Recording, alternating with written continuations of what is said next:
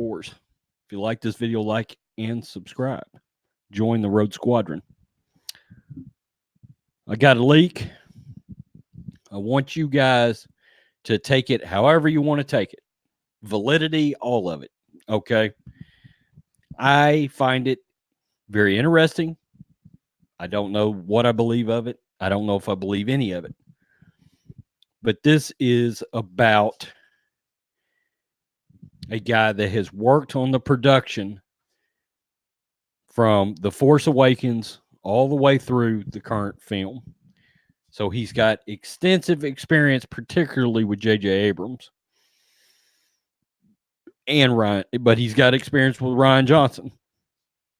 So he's got experience with Lucasfilm, and he's privy to some of the inner workings of Lucasfilm. Okay. So I'm going to do a screen share, but not of the leak. I just want to give you guys something to look at while I am talking. So,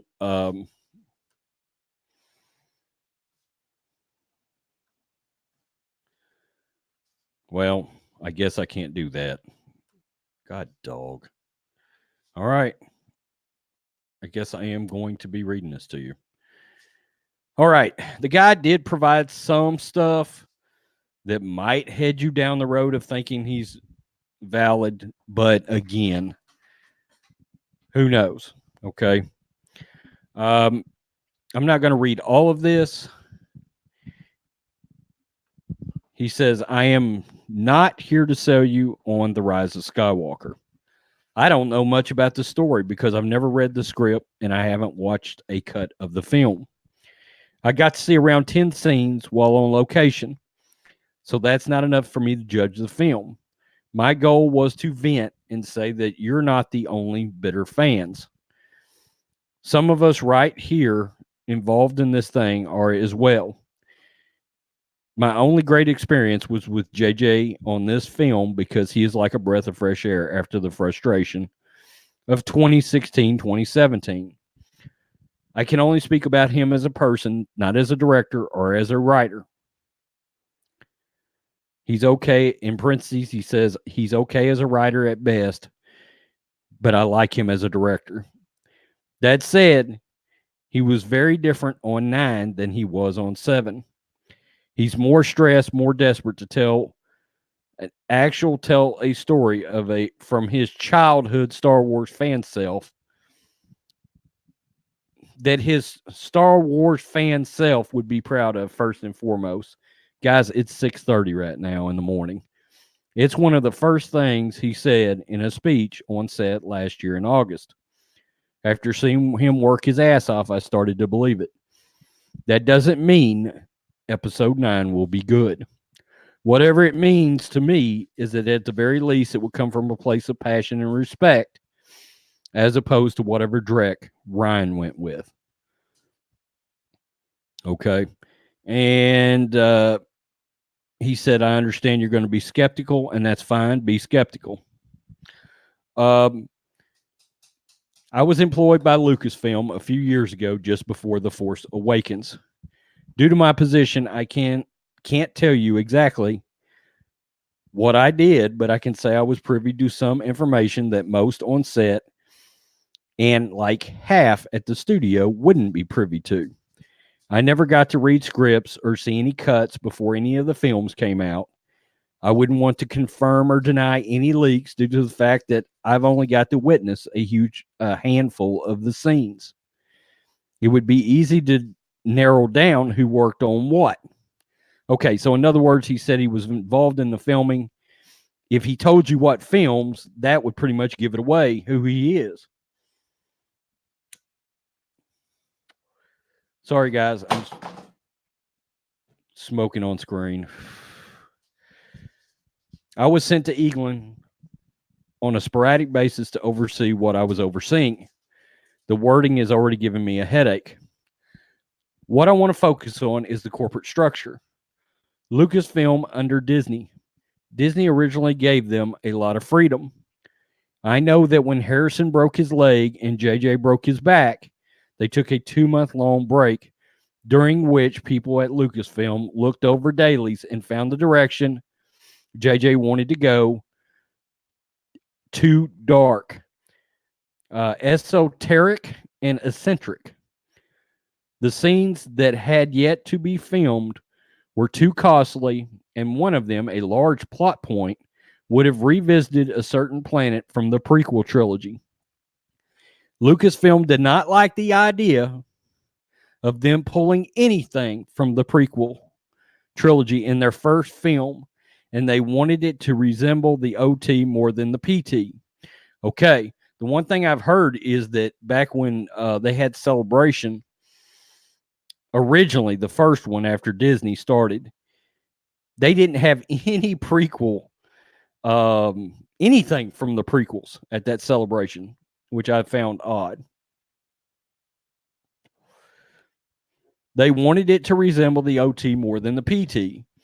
This caused some tension between JJ and the powers to be at Lucasfilm, but he didn't have much power back then, so he obliged. Something I learned he later regretted deeply. Iger liked The Force Awakens enough, but he could see JJ's point of view and the grievances. Regardless, this made JJ distance himself from the whole thing after TFA. And he was an exec producer on The Last Jedi only in name and on paper. As far as I know, Iger and him remain good friends, though. Kathleen is an extremely talented producer, but an extremely bad choice for Star Wars. I don't hate her. I don't even know her. I only met her in passing, so I can't speak on her attitude. But I know she clashed creatively with just about everyone. Iger trusted that Star Wars was in good hands, and he did not step in and get involved until much later. Somewhat more involved after The Last Jedi Backlash, then very involved after Solo, to the point where he is really the pilot now in terms of major decisions. This all started when somehow and for some reason he convinced JJ to come back to finish the story, to tell the story his way. I don't know the following for a fact and can only go by production whispers, but this did not sit well with the powers that be at Lucasfilm. I do know this was a deal done behind their back and came as a shock to them, as well as Kathleen Kennedy. I think she had no problems with Colin doing 9, and I think letting him go was all Iger's decision. Interesting. I do know that Iger, or at least I've heard, Iger personally called JJ and not only offered him Kathy's job, but was the one that convinced him to come back and do 9. Rian Johnson. I worked with him on The Last Jedi. I can't say anything other than it wasn't a pleasant experience for me. I know some people were fine with him, but I don't know anyone who praised him for being a good sport on set. Rian Johnson comes across as very childish to me, but maybe that's just my interpretation. I personally found it hard to communicate with him because no matter what anyone said, in the end, he had final say, even if it was a bad decision. Kind of like a Jedi mind trick. I really think, and this is a quote, I really think that technically speaking, this will not work well. And he would say things like, quote, you really think this will work well? Great. As a bad joke that I guess I never, quote, got. Rian and Kathy are very good friends, so what Rian want, Rian got. Despite the PR angle that they're going for right now, Rian and JJ are not friends. And JJ did have a general outline for the trilogy prior to the accident changes during TFA's production break. So when he broke his back, Lucasfilm changed The Force Awakens. This caused a rift, and JJ really did not want to come back for episode 9. So how Iger convinced him, aside from money, well, your guess is as good as anyone's. JJ, Now, this guy is saying right now he's an older gentleman. I'm an older dude, and I got a fair amount of film experience under my belt. He's by far the best person I've ever worked with. He's kind and open to feedback, not just in passing. If you have something to say, he'll go, quote, wait, let's sit down, tell me, and he'll actively listen, nod, and even write notes. It's not that he'll follow through on every suggestion, but he did on plenty. If he has ego, I didn't see it. More importantly, he cares about this franchise more than anyone at Lucasfilm, hands down. Yes, I said anyone. The story group included. They care in a, quote, my head canon is the real canon kind of way. And if you disagree, you're not a real fan. Think the real, in caps, gatekeepers of the Star Wars universe. Now, this guy adds a little tidbit of his own far as what he thinks too. He says, this is my humble opinion. This is what holds the franchise back. Their position got in their head too much, and they resent JJ for having his own ideas and wanting to branch out. I think the saddest thing to me was seeing JJ work hard on 9 in a panicked and desperate to fix it and tell his story kind of way. You can tell he cares. You can also sense a touch of hopelessness as he's trying to figure out how to navigate it in a way that doesn't offend the previous director, even though he clearly wasn't pleased with what The Last Jedi gave. Now, I don't know the relationship he has with Mark to a deep degree, but I did see him getting along with Mark way more than he did with Rian. Though story-wise, it was too late to fix Luke in a way that would be satisfying to Mark due to what happened in The Last Jedi. For what it's worth, Mark showed up at JJ's Bad Robots various events and even got honored with Bad Robots Oscar Wilde Award a year and a half ago. Take that as you will, but Mark's relationship with JJ seems far better and healthier than Mark's relationship with Rian Johnson. Reason for reshoots. JJ wanted a certain part of the story that initially wasn't improved. When they screened the second cut, JJ made a point that he felt the scene was crucial to the story he wants to tell. So eventually they did approve it and he got his way. It was costly despite a short shooting schedule. I don't know what all these reshoot rumors are saying, but the reshoots finished a couple of months ago. And apart from basic additional photography, nothing else was added. Doing those reshoots, though, caused some trouble in editing, special effects, and scoring, so there is a time delay. They're almost done, but it set the schedule back a bit. I can't fault him for this, though, because it's for the benefit of the story. Then so be it. I know that some of my friends in post are working overtime, so much of them got their vacations canceled. For what it's worth, this is the first Star Wars film I involved with that I do believe in. Wow.